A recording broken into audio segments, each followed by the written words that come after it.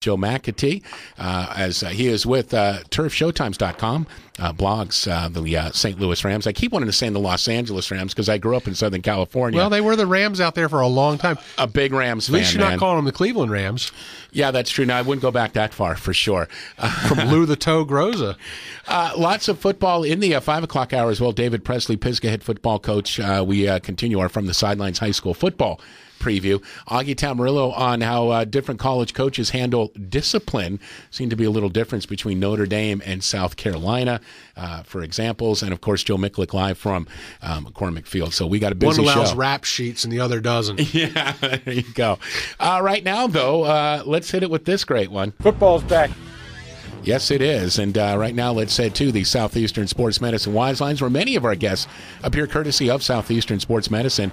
Life is always moving. You should, too. Serving Asheville, Waynesville, and Hendersonville with complete orthopedic and sports medicine care at sesportsmed.com. Joe McAtee joins us. turfshowtimes.com blogs the St. Louis Rams. Joe, great to have you on, my friend. Welcome. Hey, thanks for having me on, and thanks for dropping that Lou the Toe reference. That's always welcome listen for a Rams fan. There you go, man. I'm just telling you how old I am. That's all I'm doing. I got to tell you, Joe. I grew up in Southern California and a big Rams fan back in the Jack Youngblood, Fred Dry. Remember Vince Ferragamo took him to the Super Bowl against the Steelers, and I'm over the move to St. Louis, but it was hurtful at the time. Let's start with the Rams, and let's start first with your fine quarterback. How about Sam Bradford? Kind of ask you right off the bat. You guys were covering the Rams hot and heavy last year. Were you expecting this type of solid season from Sam Bradford, of course, coming out of Oklahoma with maybe some injuries, maybe delicacy issues, if you will? Not exactly, and certainly not with the injuries that we had to the wide receiving core. If you guys remember, Donnie Avery, really the only speed threat that we had on the team, went down early on. And then Mark Clayton got hurt, his most consistent threat, obviously, also out of Oklahoma, went down in Week 5. So to be able to have the season he had and break those records and provide 16 games of starting experience in his rookie year, I don't think anybody was expecting that. And, what kind of expectations now are placed on him? Because certainly he's now setting the bar higher. Certainly. The expectations are as high as they've been for a good decade now for the Rams. You've added Mike Sims-Walker through free agency. Avery's come back healthy. Austin Pettis and Greg Salas, a 3rd and 4th round pick, respectively, through the draft. The weapons are there. And now you bring in Josh McDaniels and his offensive experience managing that offense. The expectations are pretty high in St. Louis.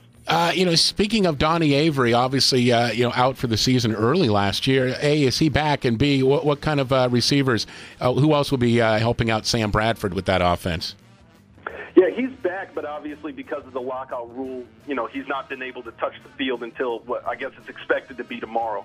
So hopefully he'll be able to get out there with the rest of the team and get back to doing what he does best and running some routes with Sam and establishing that rapport.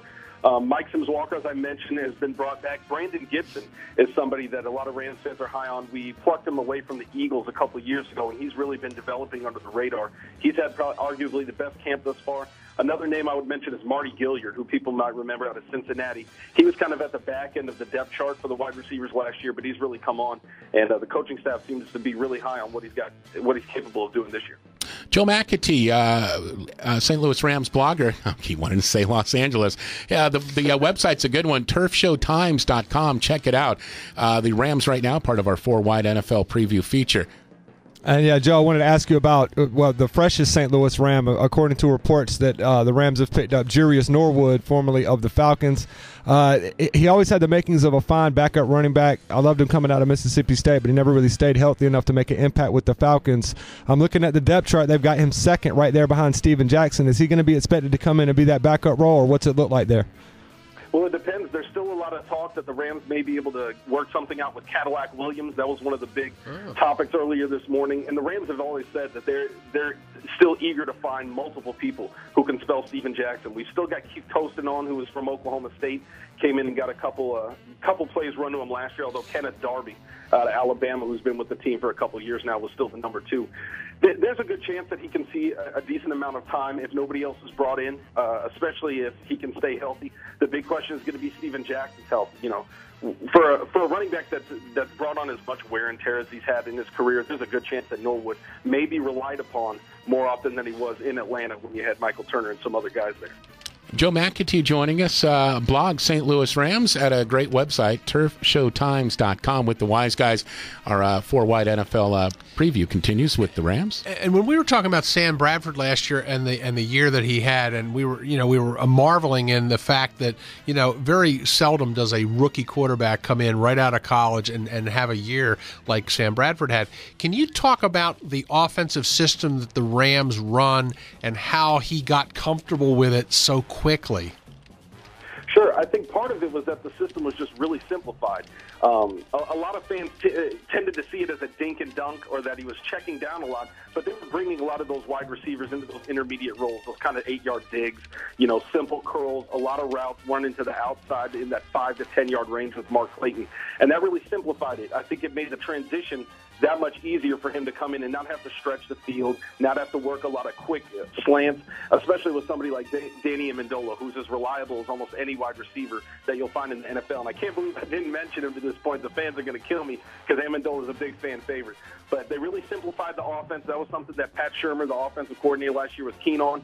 Now that he's moved on to become the head coach of the Browns and we brought in Josh McDaniels, it's going to be interesting to see that transition. If they do stretch the field, will Bradford be able to handle that change, and what difficulties will he have managing that transition? It's going to be an interesting thing to watch. Yeah, that was my next question to now that McDaniels comes in. How is that going to shift things? Obviously, it will in some way, shape, or form. Bradford's a smart kid, and he's got an arm, so hopefully that's not going to be too big a transition. And Seth points out that the quarterbacks in the Rams division, the NFC West, Kevin Cobb, Tavares Jackson right now for Seattle, and Alex Smith. I mean, those guys, maybe Cobb down the road, according to those in the know, but none of them can even touch Bradford at this point. Did you think maybe just a couple of years ago that you guys would have the best quarterback in the division?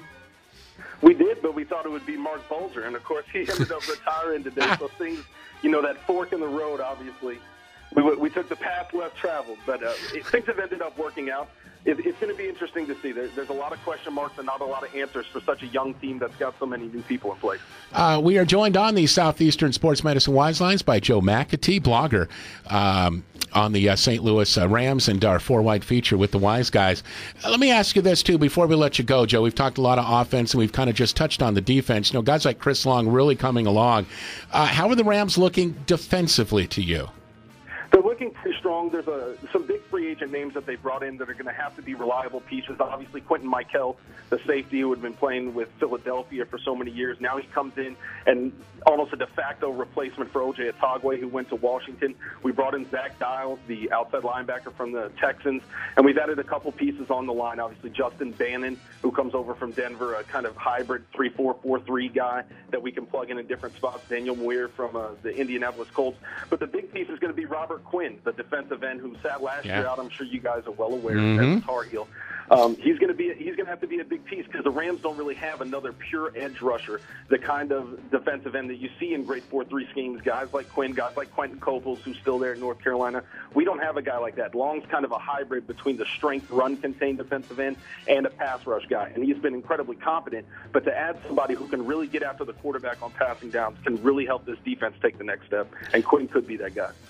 Hey, we really appreciate you coming on, Joe, very much. Joe McAtee, this is a great website. Check it out, turfshowtimes.com, and on Twitter at turfshowtimes. No spaces there, just all one word. Joe, we appreciate you. Good luck to the Rams, and breaking news happens with the team. We'd love to catch up with you. Hey, sounds good. Thanks for having me on, guys. Appreciate you. Take care, Joe. There you have it. Our four-wide feature continues tomorrow. We appreciate Seth very much for setting all of these up. Check it out at turfshowtimes.com.